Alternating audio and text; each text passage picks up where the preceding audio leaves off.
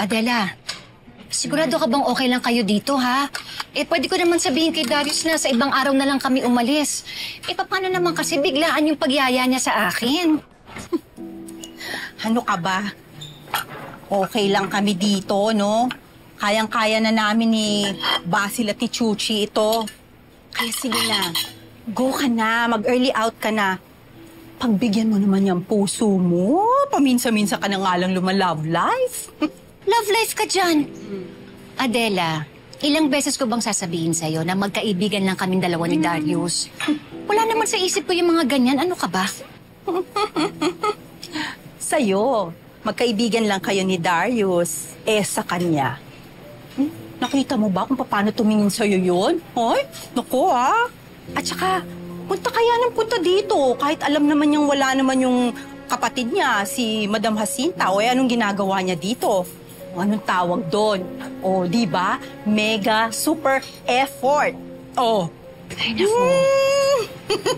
Pero aminin mo, ha? Hindi naman mahirap magkagusto kay Darius, diba?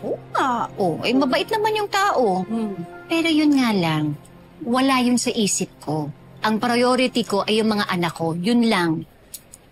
Pero hindi ba, Rosel, aminin mo din, di ba, maganda naman yung meron kang katuwang. O katulong sa pagpapalaki sa mga anak mo sa buhay. Di ba? Kaya lang, kung si Darius yun, malabo. Kasi sigurado, pag nalaman ni Madam Jacinta, patay ka doon.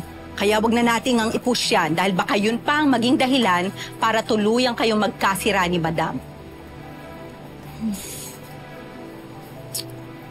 Pero sayang, Kasi alam mo, kahit na halimbawa yung pagiging magkaibigan nyo lang ni Darius, kapag nalaman nyo ni Madam Jacinta, naku, sigurado, patay ka doon.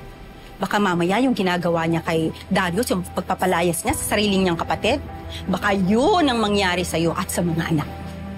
Kaya wag na nating i-push yung idea yun. Ang pangit! Wag na. Pangit. Ay, naku.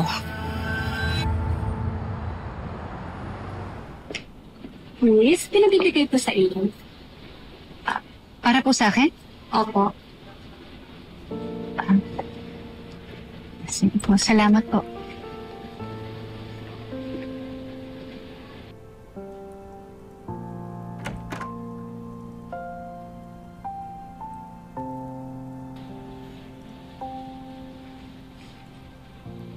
Hindi na bulaklak yung binigay ko. Baka sawa ka na kasi kaya cake naman para sweet pa rin.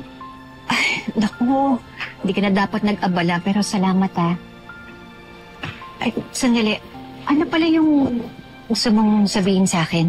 Parang biglaan naman yata yung imbitasyon mo. Hindi ko na rin kasi kayang matiis na hindi sabihin siya kasi habang tumatagal kasi nahihirapan na ako. Noon, masaya na ako na nandyan ka na dinadamayan mo kasi problema ko sa ate ko. Alam mo, sobrang na-appreciate ko yun. Nakahanap ako ng makakausap, sasandalan, mahingahan. Alam mo, napapagaan mo yung sarili ko. Nararamdaman ko.